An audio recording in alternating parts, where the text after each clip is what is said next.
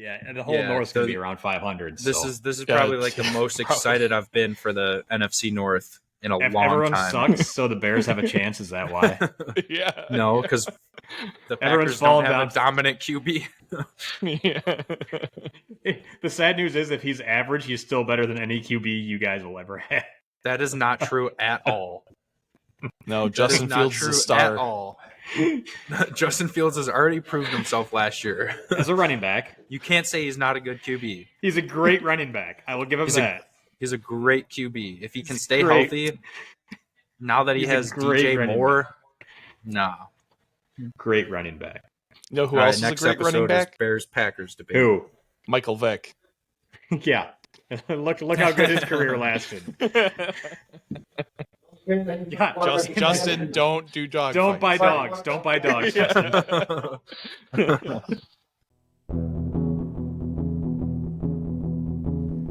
podcast about bourbon and the ones who drink it. This is Bourbon Matters.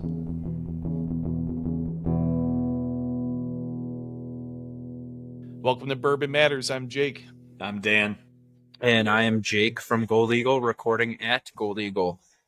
I was saying, you should have said Jake at Gold Eagle instead of Jake from Gold Eagle. I don't know. I always say Jake from Gold Eagle, so yeah.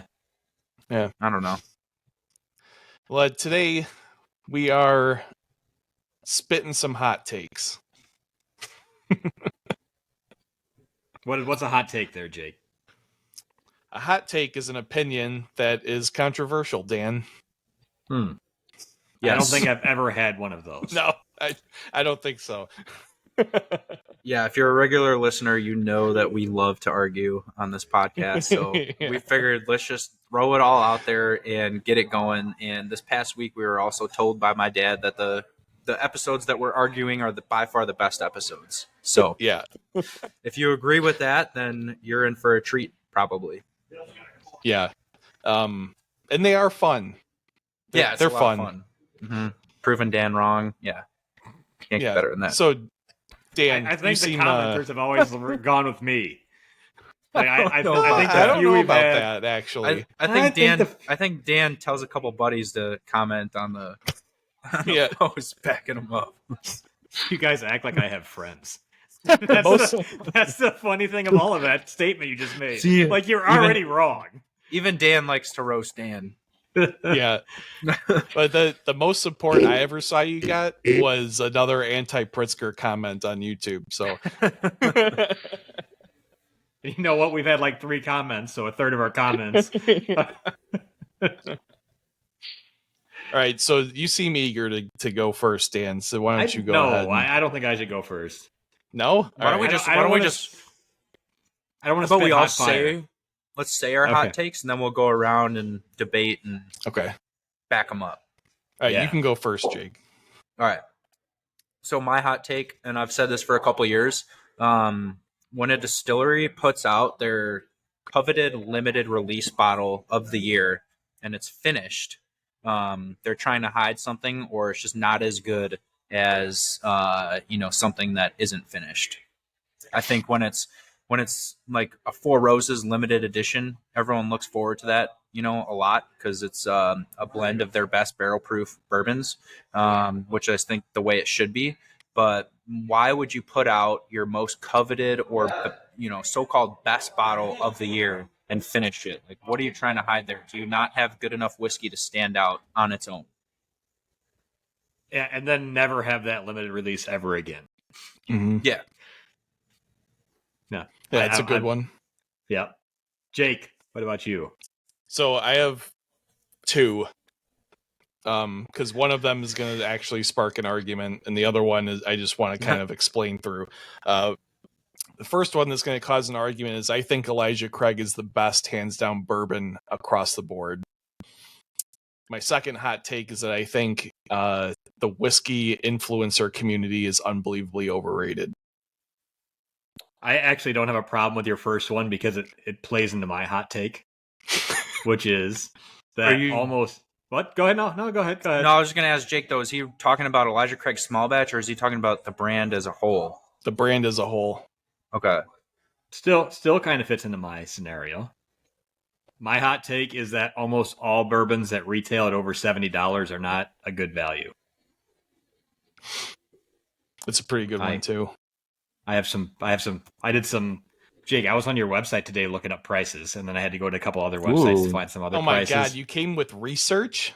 Jesus. No, it's actually good. It's you probably saw, but you can filter on our website, like, and you just pull up all the bottles above 70. Mm-hmm. I did that. I did bottles below, and then I had there were some that I wanted to include in my dissertation that's going to prove me a winner. All right, I got to go to some other websites now to counter Dan's argument. Yeah, typical NBA person doing last second research. Jesus, things must grow on trees. Well, all right, Jake, you have two. Let's go into your Elijah Craig. So I think the Elijah Craig brand is the best whiskey brand available, for a couple reasons. One, the Elijah Craig small batch, which is what I'm drinking today, is, I think I think I ranked this before as my number one value bourbon at like $35. It's excellent. The value is great. Tastes fantastic. It's a reasonable proof. But the rest of the lineup, the toasted, the barrel proof, the 18-year, and single barrel that 18 picks. years. That 18 years is so good, right, Jake? It is. That's the only one I don't agree with on the Elijah Craig. But the barrel proofs and the single barrels and the toasted are all absolutely incredible. They're such good special releases or barrel picks. To me, it's just an excellent brand value overall. Yeah. I mean, I agree. I think Elijah Craig's a phenomenal brand. The 18-year, I don't really care for at all. And that's probably mostly because the 12-year barrel proof, I think, is much better, and it's half the price, if not less than half the price. And the 18 years at, 90 proof?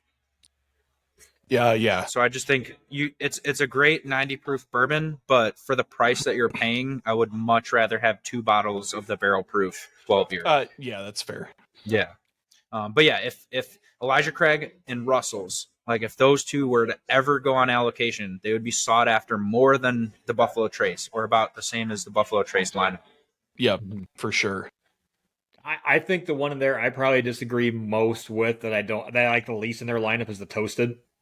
And I know we even at Gold Eagle, we had a blind tasting once where I ended up enjoying one toasted barrel way more than the other, and it was Basil Hayden toast over the Elijah Craig toast.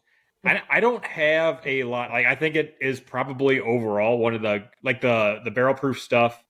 I think it's the selections. I think it's probably and even the small batch is some of the best value that you get out of there. I use that to help prove my point, so I'm not going to fight you too hard on this. Mainly because I'm using it in my thing. Damn it! I take it all back. Yeah. See, again, like, I went on a bigger hot take, and it's falling into my hot take right now, so I appreciate that. But no, there's some things I don't like about it. Is it my favorite label? What are you talking about? The Elijah Craig? Yeah, the Elijah Craig label. Is it my favorite label? I think you're going to get a lot of people that are going to throw the Weller label line out there. But they'd be wrong. Perfect. Let's get the comments on that. I think you're going to get a lot of people that will also throw. I just had a blank. Weller and I think I would throw Knob Creek. I think we've established that I'm a Knob Creek guy. I probably would argue that. Yeah, I would. I mean, I like the Weller stuff, but I don't think Weller's Special Reserve is great. You know what? Even another one. I would probably pick Knob Creek, but I would say 1792 would be a good challenger as well for a very similar That's line. an interesting pick. Um, Okay. I mean, they have a really good foolproof. They have a really good product. It's more expensive.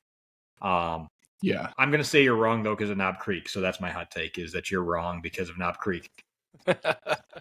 That's actually a decent argument, though. Knob Creek is pretty damn good. Oh, look at you being so soft. You would never make it on a hot take show. You gotta You're skip still Bailiff's wrong. shit. You gotta You You're gotta still skip wrong. Bailiff's. I'm just giving you a little bit Oh, of you know credit what? I for think coming he's up with a kinda decent right. argument. No, I You would exceeded my say expectations in your ability to come up with a decent counterpoint. it's like we always talk that we always know that I'm the best person, but yeah, you're always shocked by it. Like it's just insane how much we have to talk about this. I'm gonna say you're wrong just because of Knob Creek. I think people that have Weller or 1792 would have valid arguments against you. Yeah, But no, I'm I'm gonna not say a you're fan wrong. of 1792. Like, there's something in it that I just don't care for. I agree. It's like overly nutty. Yeah, I And can't it's kinda- place my finger it's on like- it, it's but like it's some flavor. It's like in musty and nutty. Like when you think of Jim Beam nuttiness, it's like a perfect amount because you get a lot of like oak and caramel and vanilla. But when I drink 1792, all I taste is like a musty like nuttiness, Yeah, which I think the small batch is great for $30. And for always being on the shelf, it's a great option. But like a lot of their, I don't know, the overall flavor profile, anything that comes from Barton, I just haven't been a huge fan of personally. Not that Yeah. it's bad, but just not. It's not my jam. yeah. Right. I'd like to do a Elijah versus Knob Creek blind and see what comes out, because that would actually be a pretty good one. We've done. I would like to do the small batches against each other and maybe another pick against the barrel proof. But we've done Knob Creek single barrels against the barrel proof. I'm pretty sure the Elijah Craig took the cake, but it was very close. Mm-hmm. Yeah, And Knob Creek. I was just gonna say Knob Creek can be kind of polarizing for some people. Some people just don't like that Jim Beam flavor profile. But obviously us and others love it. Mm-hmm. You're wrong, but Get out. it's a good All right, take. what's your argument? My argument is Knob Creek is better. Then what? Oh, Than then Elijah his- Craig. Oh, so than you're his telling Elijah him. Craig. All right, that's fine. Yeah. As long as you're not saying I'm wrong. No. All right. You're more on my train of thought on this. So Uh-huh. All right, Dan. Well, I'm a let's huge hear Knob your Creek shit. fan in general. So I don't know. I mean, they're both great. All right, let's hear your argument on your take, Dan. yeah, so I obviously I'm always the one that causes the most controversy because I like being an asshole, which is fun. So when I thought about this, and I've changed quite a bit over the years. Obviously, part of it's because I've changed careers, but I've really paid a lot more attention to value lately. Mhm. And as I go into liquor stores and see what's out there, and I've talked about a lot of these things in the past where I thought they're overpriced. So I started thinking about that, and I'm thinking that I know that most bourbons over $70 retail are not a good value. And the reason I'm going to do is I just put a quick little list together because, yes, I did research because I'm not an idiot. If I'm going to put a bold claim out there, I want to back it up a little bit. Like some other people on this podcast that are now trying to do research on their phone as we talk. If you're on YouTube, you can see the guy over there just down at his phone. You know that we don't prep. Dan sometimes preps for these podcasts. We like to come in and Yeah, 'cause just he's a put our nerd. real emotion and thoughts out on the line. You call me a nerd like I'm offended by that. Like I'm a total nerd. Like I have a spreadsheet right over here. So like that's not a problem. So when I look at brands, I'm going to go through and go through my thought process. So one of the ones I think that is way, way, way overvalued or way too expensive is Blue Run. And for an example, a Blue Run High Rye would be at around $90 retail. If I'm looking at a High Rye bourbon, my favorite one I've not been shy about is Pepper 1776. That's $30, and that's a High Rye bourbon. It's a great bourbon. Like if you sold it in your stores, it would have been on your table that had all the Buffalo Trace stuff. It'd be gone in a heartbeat because everyone that listens was like, I need a 1776 from Gold Yeah, Eagle. but isn't the Blue Run High Rye high proof? I don't know the proof on it, but it doesn't matter. It's still not. No, I don't think so. I mean, so the Blue Run, I will agree with you on. I think they're highly overpriced. Yeah. So, like in my minds, for value, that's $90, or I can get 3 Pepper 1776, or basically 2 Pepper 1776 barrel proofs for the price of 1 Blue Run High Rye for another High Rye bourbon. Mm-hmm. So I have 2 examples of why you're wrong. Okay. For almost the same price, $64 and $67 each, I can get a 1.75 liter of Knob Creek and a 1.75 liter of Elijah Craig. Hey, no. So you're how's that bullshit. wrong? That's both under $70. You And I just think- made fuck, my you're point right. for me. You just Well, I made think- my point No, for me. I take it look back. at- I take it no, back. you can't take it back. You can't go spit We also, fire. I think we also need to refer to 750 milliliters. Yeah, 750 milliliter price. But Okay, still, it doesn't even that, count. he It just doesn't count. proved It my doesn't point. count. Okay, so It buy doesn't the count. bottles. It's like $5 more to buy the bottles. You're still under $70. So, all right. So Jake's helping me prove my point. So I let me will- just say what I think on your point, Dan. I would agree with you if you bumped that price up a bit. If it was maybe like $120 or more, then most of those are not worth it just because there is so much in the under $100 range that's good. But my favorite bottle at the moment is our Barrel Craft 9-year MGP single barrel. And that's $110. And I would say that's worth it all day, every day. And there's a time and a place where I want to sit there with a pour and take 30 to 40 minutes to get through it just because the nose is so good. It's got such a long finish. And to me, that's worth it to spend extra on a bottle when you can enjoy the pour and the finish for much longer than what you would, a $20 bottle, $30 bottle. All right. Yeah, so not all these. I would, not all these I I'm would going to put put are any $30. of the I would put But- any of the barrel bottles as a counter argument. There- Those yeah, are and all that's- around $80, All the $90. batches. Yeah. The reason I've said almost all was I didn't put Barrel on here because I really like Barrel.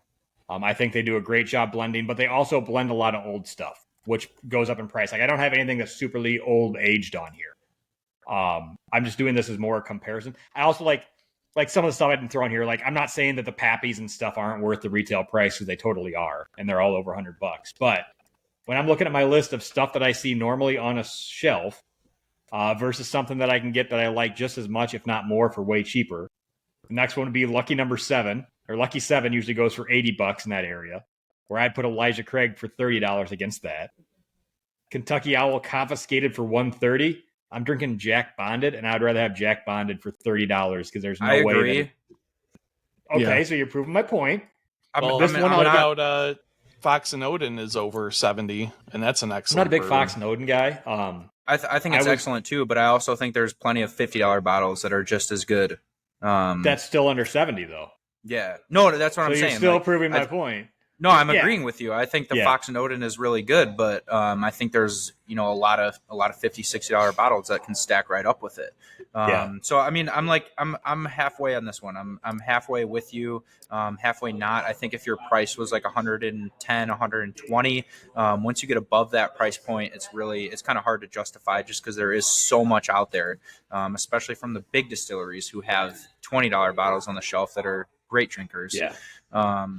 But yeah, I mean, there's a time and a place for a really nice bottle that has a really nice nose, a really long finish, something that you can just sit there and enjoy for an hour, just off of 1 ounce, just because of how complex it is. Right. And But that, yes, like most are probably not worth it. Yeah, I that's why I said almost all, because yes, there are bottles over that price limit that I do enjoy. But if I'm going into if I'm walking into Gold Eagle today and looking at the shelves of everything you have on the shelves, the majority of the stuff you have on the shelves over $70 is not worth more than some of the stuff that's $30, $40, $50. There's not that much difference in value. See, That's my I'm going I to mean, start attacking you from a different angle now. because your previous one worked out so well. It really Your previous depends. angle was worked out all so you're well. all you're really saying is what we say in almost every episode, that there's better value products out there. This isn't I even know. a hot take. So you But lose. I'm throwing a price limit on there. Yeah. Now you're having to change your story because when I said this in the chat, you guys all started throwing shit, and I said save it for the podcast. And now you're having to change. Oh well, now I don't think it's a good hot take, even though you wanted to fight me so bad on it. You come out here trying to fight me, and within 3 seconds, you prove my point of you flapping your damn jaw. It really depends. It really depends on the bottle. And this debate could probably go all day. We could have 5 episodes just on this topic alone. Because I think, and it goes back to the blind tastings too. I think it's hard to really say too much about this without tasting these bottles next to each other blind. So yeah, I mean, I agree with you that like most above 70 aren't. No, I actually don't agree with you. I'd say most above 100 aren't worth it. Because you're eliminating the entire barrel craft line, which I think are all amazing and worth the price.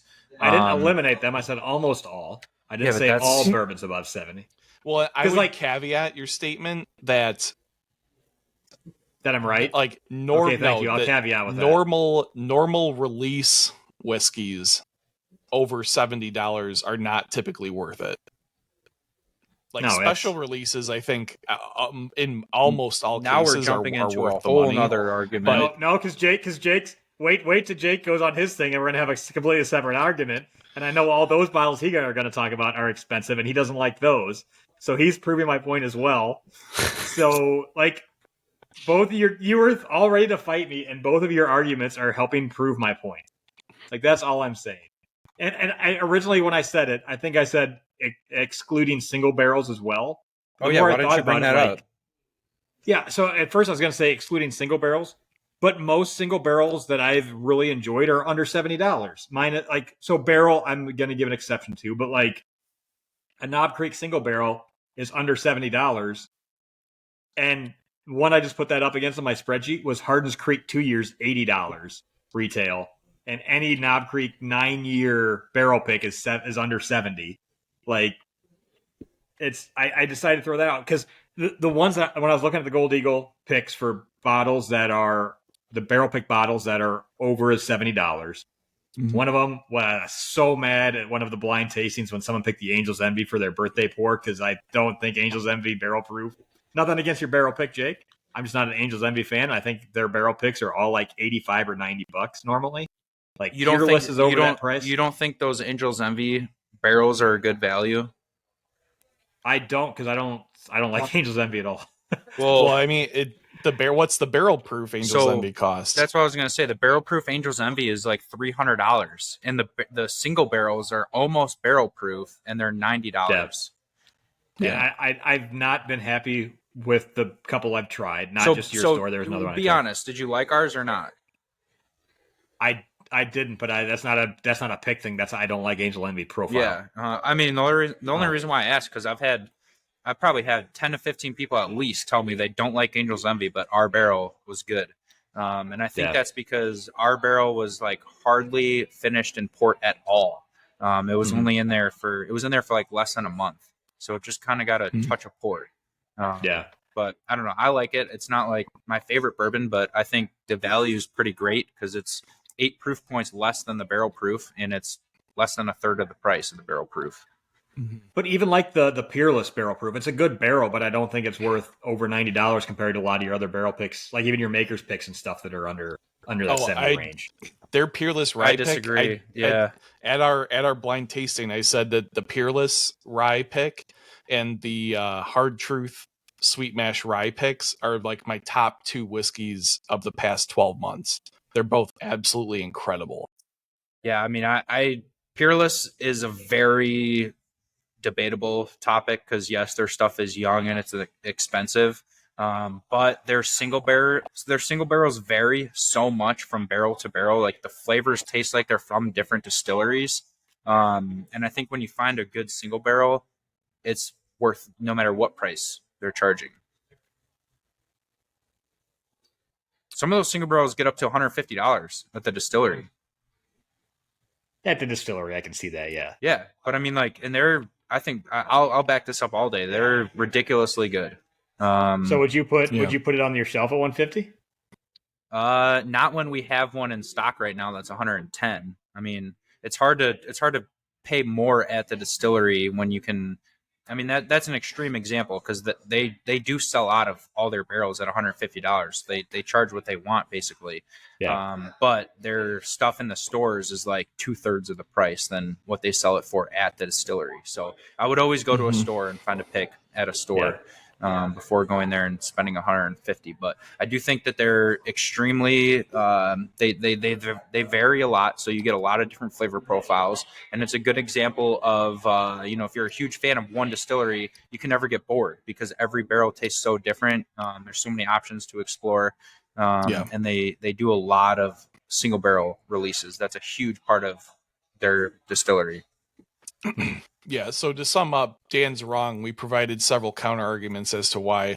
So let's move You've on. also provided several counter arguments that have proved my point. So I think everyone's learned that you guys are the biggest car salesman here. So I don't know. It's a good hot take. It's something that could be debated on and on and on. And obviously, there's tons of examples that prove Dan's point. There's tons of examples that prove our point.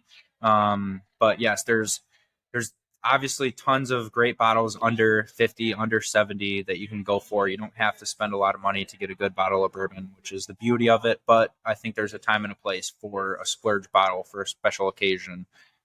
So yeah, I'm kind of torn on that one. Yeah, for the record, I kind of agree with Dan. It's just fun to argue with. I know you agree with me because you proved my point and your counterpoint. Like, how did you get an MBA? Like, it's definitely not in business negotiation. I just agreed with you. Just take that and move on. Jake, what's your dumb point? No, I like your point because your point proves my point. Mine? Yeah. Oh, okay. Well, yeah. My whole thing is like, I don't like when distilleries have their most coveted release, and it's something finished. Because I just think you can take a mediocre whiskey and make it great. And so I should start by saying I'm not hating on finished whiskey. I think there's an art to it. I think Starlight does a great job of showing what you can do to mediocre. I don't know. Mediocre is not really a good word, but Starlight does a great job showing what you can do to whiskey to enhance it. And if you know how to finish, if you know how to blend, and if you know how to leave the whiskey in the finishing barrel for the exact amount of time, you can create a really, really good whiskey and take an average whiskey and make it great. So I'm not hating on finished whiskey, but I just don't like when a distillery puts out their most coveted release and it's something heavily finished. What are you trying to hide? So let's name names. Yeah, I will name a name. So my most extreme example is Blood Oath. Mm-hmm. So Blood Oath is usually a blend of like some 7 and 8 year with like some 15 year, and it's always finished in something else. And it's this particular release is Blood Oath Pack 9. It's 98.6 proof. I don't even know if I've tried this yet because I just kind of gave up on the whole Blood Oath line, but I'm about to try it right now. And the price on these has gone up significantly in the past 5 years. I mean, it used to be like an $80 bottle. Now it's $150. Yeah, I remember. What was the one? We tried one a couple years ago, I think, at Gold Eagle, right, Dan? I know we had some of Roberto's. Yeah, and like I did not care for most of the ones that I've tried. I've tried maybe 3 of them, and I don't think I enjoyed any of them. They used to be pretty good. I think the quality's gone down a little bit, and the price has obviously skyrocketed. So that's like a big red X for me. Yeah. Is it MGP? Now it probably will be since they got acquired by MGP. Okay. But I think it's mostly Kentucky, and I think a lot of it is Heaven Hill because they do get a lot of stuff from Heaven Hill. Oh, don't say that. They do. But you got to remember too, Heaven Hill does a lot of contract distilling under the radar too. So you're not necessarily getting like Elijah Craig when you buy barrels of bourbon from Heaven Hill. You could be getting something that they don't even release under their own label. It's not necessarily their mash bills. Yeah. So I am trying this Blood Oath, and it backs up my point. I think this is a $40 bottle of bourbon, and it's $150 suggested retail. The flavor up front is a little nice. It's creamy, it's soft, and then the whole thing just disappears. There's like no finish to it. It tastes like a mediocre 90 proof bourbon, even though it's 100 proof. But yeah, I mean, What's the finishing barrel? this is sherry, I believe. Yeah, Oloroso Yeah. sherry. In my opinion, anytime they use sherry or some other sweet wine like that, they're Mhm. trying to hide something. Yeah. I don't agree with that because like Seagrass uses Madeira, which Seagrass is sweet. is different. That's It's finished. different. Okay. Seagrass is finished in 3 different types of barrels. Okay. There's a lot more complexity in Seagrass than this Blood Okay. Oath. So, I can yeah, guarantee so you is that. Isn't it? So I it want to PX? note too, though, And that- Seagrass is also like 122 proof. And it's Yeah, I $80 wanna- bucks. Isn't it like wanna PX highlight- sherry and Madeira though? And Like, Seagrass isn't a limited release; it's an everyday bottle. I'm Yeah. talking no, about. I was proving Jake's sherry point wrong that they're trying to hide something because yeah, but there's 3 No, different. no, but I think there's a difference because Seagrass is a rye. It is a blend. rye. Mm-hmm. And rye pairs extraordinarily well with sweet flavors, which is why rum finished rye is like the greatest thing that anyone has ever thought of. But I think when they start pairing bourbon, which is already sweet, with sweet flavors, I think they're trying to cover up notes in the bourbon that are like unpleasant, and they're just trying to sweet bomb past those. Yeah, I mean, so this Blood Oath isn't a sweet bomb. Like, it's actually not over finished. I think they did a great job finishing it, but I don't understand why it's $140 or $150, and I don't understand why it's so limited and hard to find. Because it just tastes like a $40, $50 good bourbon to me, and it's nothing I would pay anything more for. I got a question. Is $140 more than $70? Yeah. Okay. We're all not right. backtracking. And well, even if I don't know what you're trying to prove, because I said anything over 100 to 120 is really pushing it, and that's where I get like a little skeptical on if it's worth the price or not. Mm-hmm. But yes, I will hate on this. I will hate on Blood Oath all day long. It's also one of those bottles where like people who are really into bourbon never ask for it, and people who are just starting to get into it think it's like liquid gold. So that's usually a good tell too on if it's actually a good drinker or if people just want to show it off in their collection. But yeah, I don't know. I would not recommend. So 4 out of Comes 10. in a nice limited box. release. 4 out of 10 With limited Comes in a nice release, box, are- it does. Yeah, it's true. If for limited release, are you talking one time a year, or just it has to be like one time and a one time only, like Blood Oath's a different packed every year, or is it can come out a couple times a year in a very small release? I'm mostly talking, and I should have clarified this in the beginning, but I'm mostly talking about when it's like the distillery's most coveted release of the year. Okay. You know, if you come out with like a small batch, finished, something, whatever, that's cool, that's fine. But if everyone looks forward to one release a year from your distillery, and it's a finished release, that's where I'm like, you know, why are you finishing something if it's supposed to be your best bourbon that you're putting out this year? Yeah. So let's talk about something relevant. In the blind tasting we had for Bourbon Matters blind tasting, I threw in a bottle of Yellowstone special That's what I'm release gonna from taste now, 2022, which is a finished bourbon. Typically, I don't think they finish the Yellowstone special release. No, I right? think they do. I think they started Oh, to. do they? Okay. I think they just started to when they a changed couple the years bottle. ago. Yeah. When they changed the bottle from the normal Yellowstone bottle to the square shouldered boy.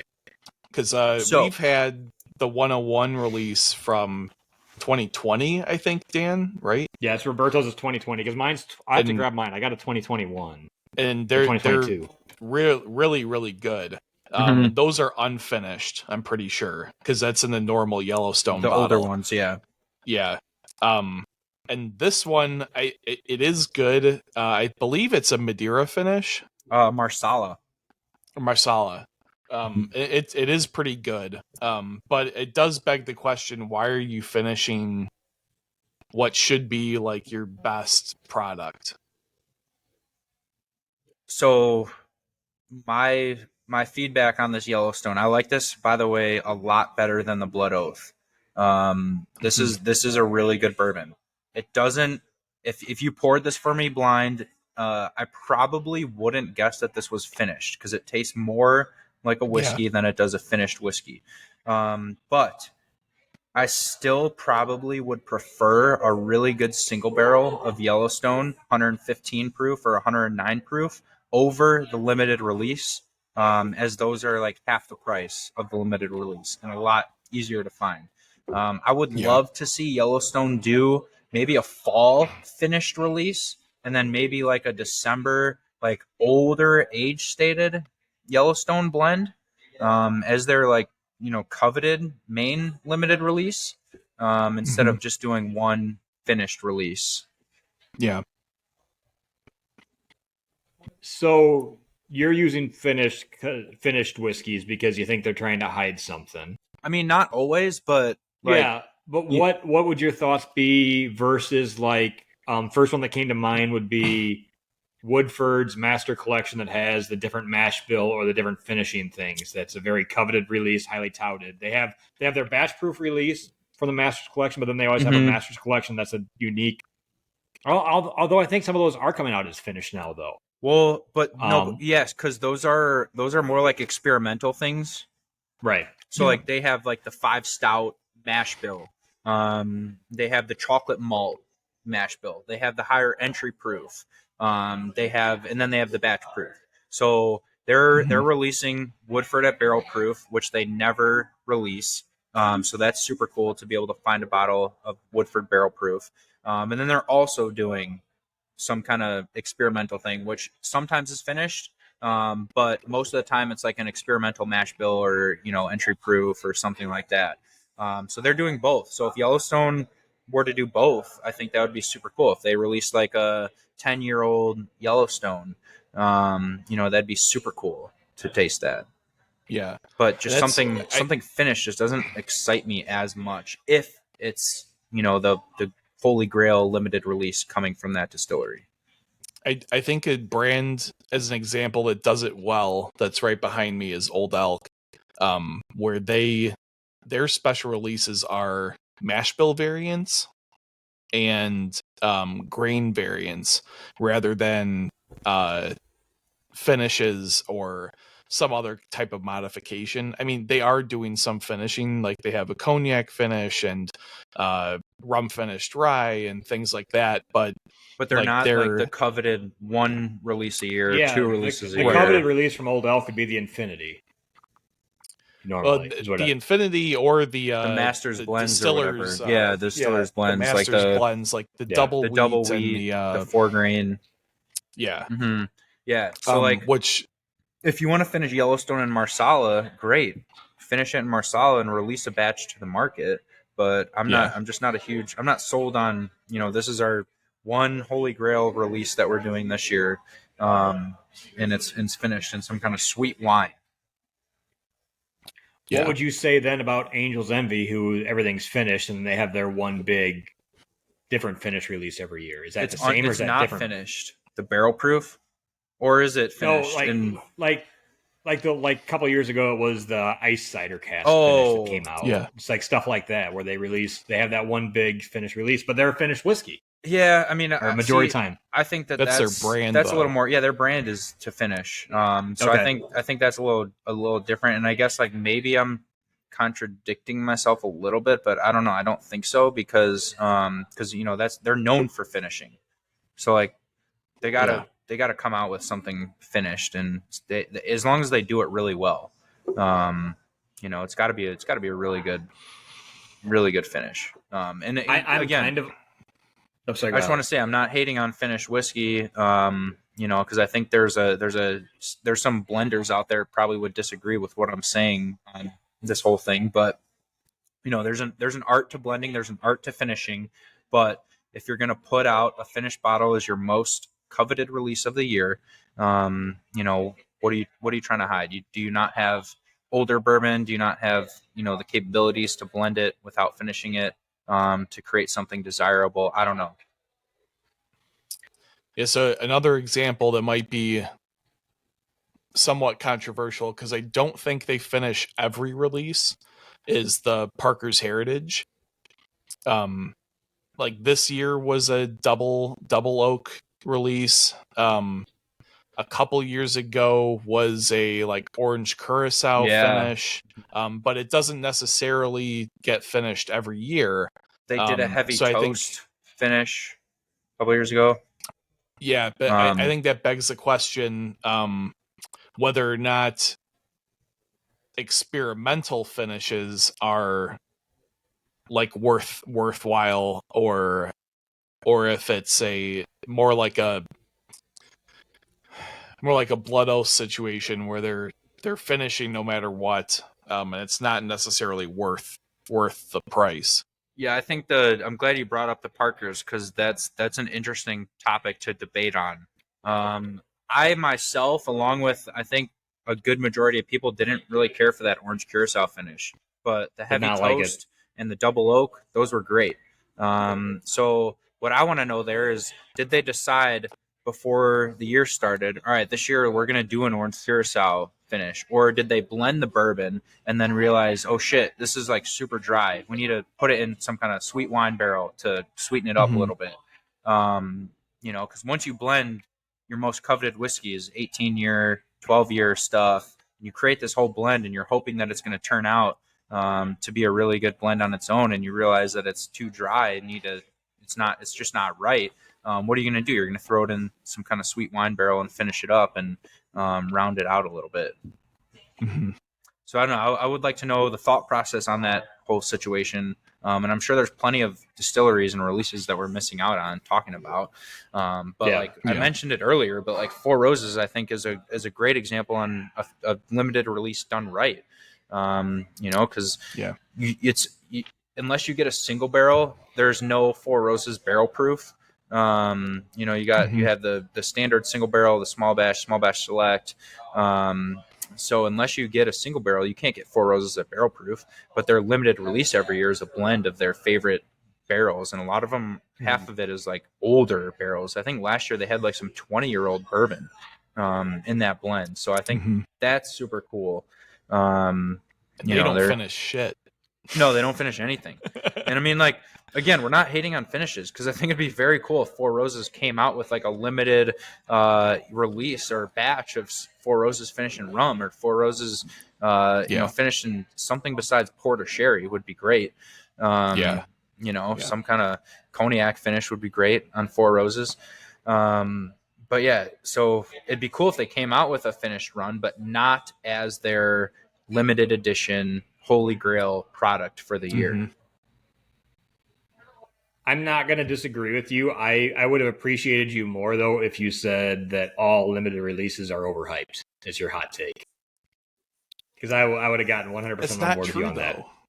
I don't know. That's a good debate too. But yeah, I don't think it's true. I don't think all. I think you could say most, but not all. A hot take, you got to go one way or the other. There's no really. You didn't go all the way. You said most. That's bottles That's over. Fair. Yeah, That's fair. You put in like the biggest caveat of all time. Yeah. Fair. I'll let you guys have that win. But in my argument, I beat you guys both, so that's all that matters. I don't think so. Everything over $70 except these brands that I'm going to list off. So Jake, why don't you tell everyone how we are worthless because we're bourbon influencers? Yeah, so I think bourbon influencers are incredibly overrated, and like I don't consider us bourbon influencers. Yeah, if we're influencing you, you have way more wrong things with you. Yeah. Whoa. Wait a minute here. I think we provide great content and great information. No, we're not influencers to the point where we have hundreds of thousands of followers and people listening to us. No, hey, if you influence one person, that makes you an influencer. Yeah. And if you influence one person to not buy a Blanton's today and buy something else, then you influence that person. That makes you an influencer. I think what Jake is referring to is our Instagram bourbon people that have hundreds of thousands of followers that constantly post reviews and basically built their whole page up off of talking about bourbon. Yeah, and like So that's the obviously, caveat. We're gonna have caveats on all of our hot takes. Okay, thank you. well, no, We're but just like describing we're obviously in a detail what we bourbon mean. podcast. Yeah, Mhm. yeah. Like we're obviously a bourbon podcast. We're recommending things. We're suggesting different whiskeys and different alternatives to whiskeys. But I've noticed a trend amongst particularly Instagram or like TikTok influencers in the whiskey sphere that are that number one don't have a podcast, so they're not like a long form kind of discussion. They're a 15 like, to kind 20 of second thing. clip person. Yeah, and like I don't know if it's just a clickbait thing or what, but like I've seen a growing number of people, one, pushing products heavily, and two, there's this I'm not going to name names because I don't want to upset anybody, but You've named their name quite a few times on the podcast. I think the people that have listened a few times know who you're probably I going am after. not talking about Bourbon Pursuit. Are Because you? they're a podcast like us. Okay, all As right. far So you changed that from the other day. Okay. as far as I know, they're not pushing clickbait bullshit. And like the other big one is Bourbon with Friends. Like I'm not talking about them. They're also a long form podcast or like medium form podcast. But I'm talking about the like specifically the like TikTok-y kind of influencers that used to have informational kind of segments and videos where they would explain different aspects, like where we would dedicate an entire episode to talking about the Bottled and Bond Act. These guys break it down in like 10-15 seconds or whatever, which like I think is fine. Like that's good stuff. And you kind of need to do that stuff to build the following initially. Yeah, and like there's all kinds of people getting into whiskey every day, so like that kind of information I think is good and important, and people should know what that stuff is. My gripe is that I think they've ran out of those basics to talk about. So now what a lot of these people are doing are going through their comments, finding comments that they disagree with, and then just shitting on people. And it's kind of dumb. Like, no matter what, you're gonna find some guy that's like, Scotch whiskey is like what I don't like is I've seen a couple videos from this one guy in particular where he finds some guy who doesn't know what he's talking about, which like there's so many people that don't know what they're talking about. And like we don't really know what we're talking about either. I mean, maybe Jake does, but me and Dan absolutely don't know what we're talking about. But like, there's gonna be some comment where some guy says something dumb, and like I've seen a bunch of different influencers take that comment, post it in a TikTok video, and just be like, yeah, you're a dumbass because you don't understand that Scotch whiskey is spelled with a Y and not an E, you idiot. And like stuff like that. Like, or just like an opinion. Like somebody posted a comment, Yeah, an opinion, right. like, I don't like this whiskey, I don't like this style of whiskey, and then they just put them on blast for it. Yeah.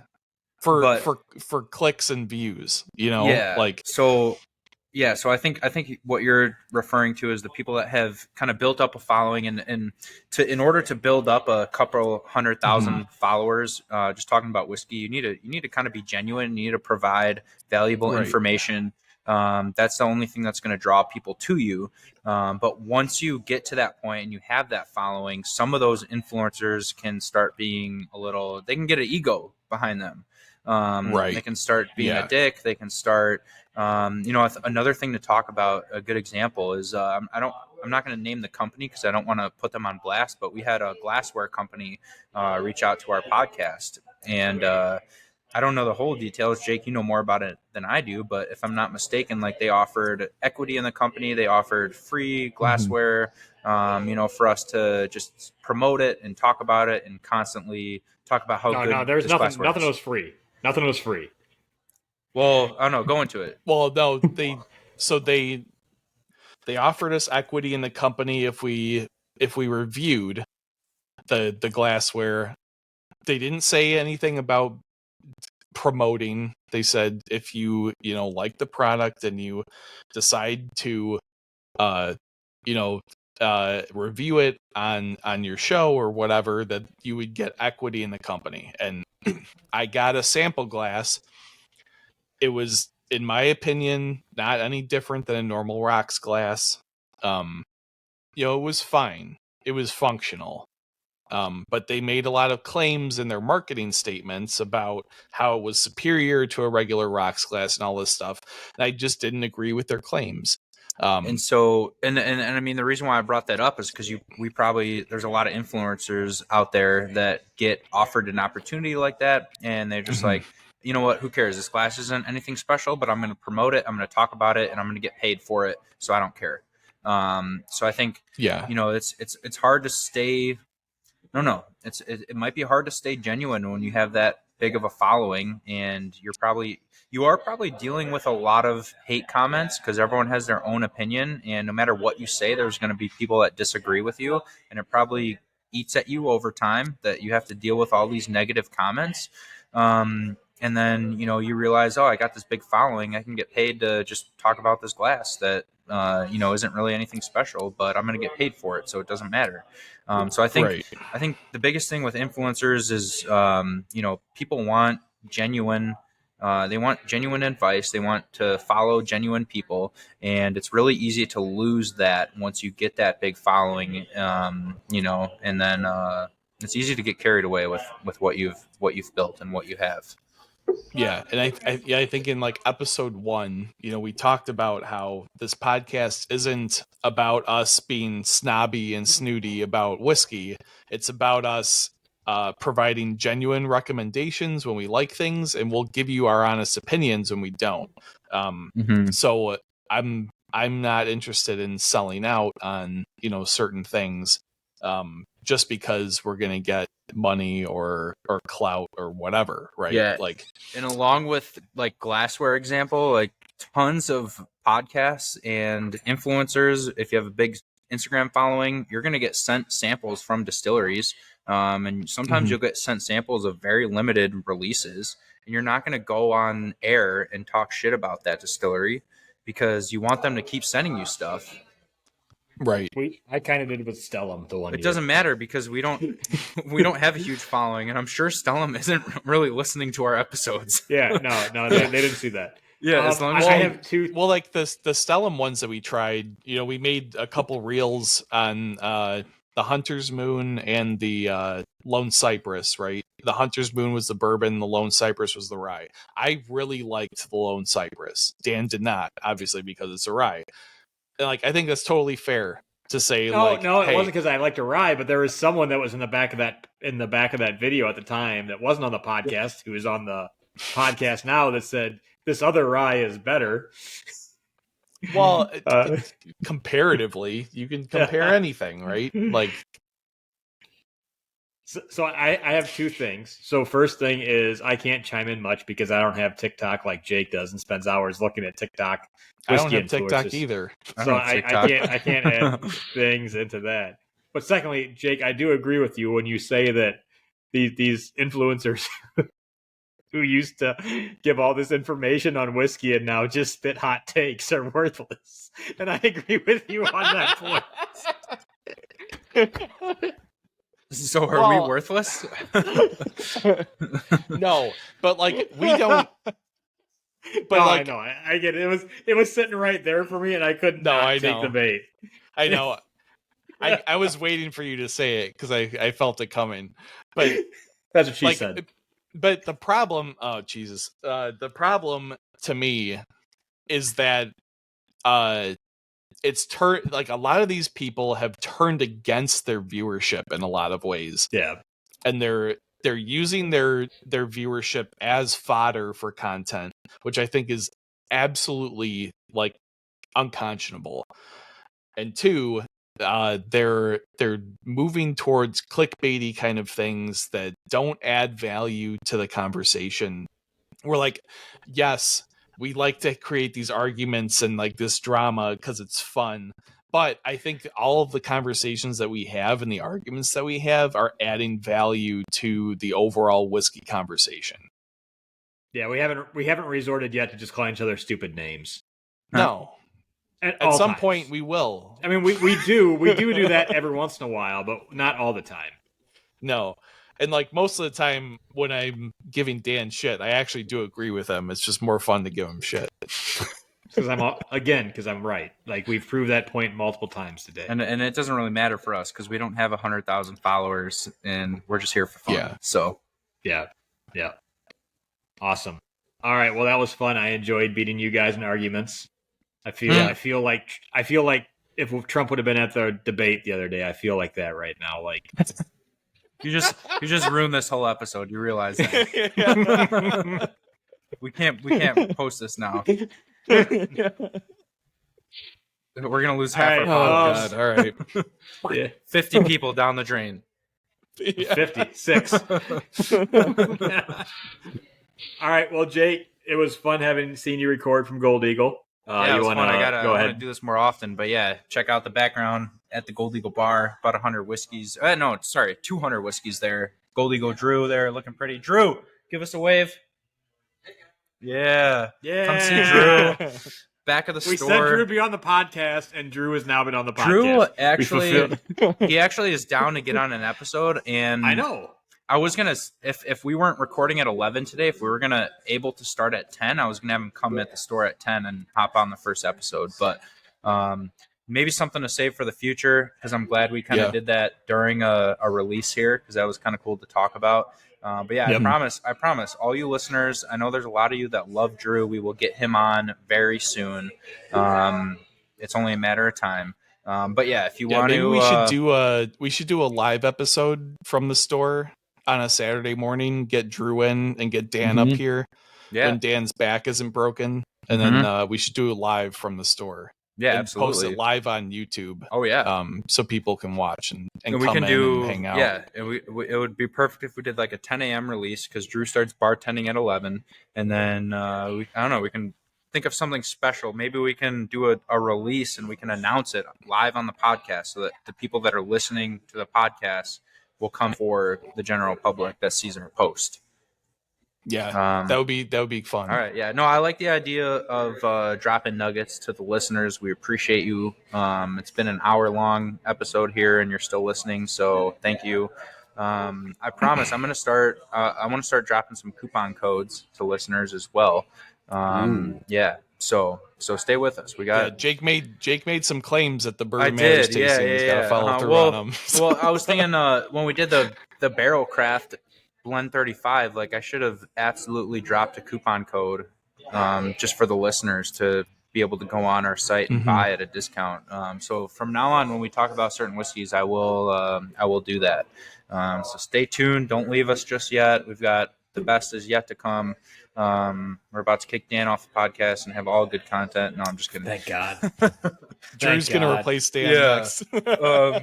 But yeah, so check us out, goldeaglewine.com. Follow us on Instagram at Gold Eagle Wine. Follow us on Facebook at Gold Eagle Spirits. There's always good, exciting things happening. Come to the bar, have a pour with Drew and myself. We got the Bear game on right now, so we kind of got to go and watch that. But yeah, plug Bourbon Matters for us, Jake. Yeah, you can listen to us on Spotify, Apple Podcasts, or whatever podcast platform you like to listen to podcasts on. And you can watch us on Spotify or YouTube. Follow us at Bourbon Matters. We will not be posting cringy content, so make sure you check that out. Yeah. Wait till those dollar bills start flying in, then there's gonna be a bunch of cringe out there. I promise I will not sell my soul to Big Bourbon. Unless if Buffalo Trace sponsors us. Yeah, I guess I'm saying, can we clip that and save that for the second that it happens? All right, guys. If I sell my soul to Big Bourbon, I will be transparent. We're already clipping your Trump comment, so that sounds like that's probably like the most viral thing we'd have go out right now. Jake, put a TikTok together. Yeah. TikTok me. Yeah. All right, guys. Cheers. Cheers. Enjoy your Saturday. Yeah. There we go.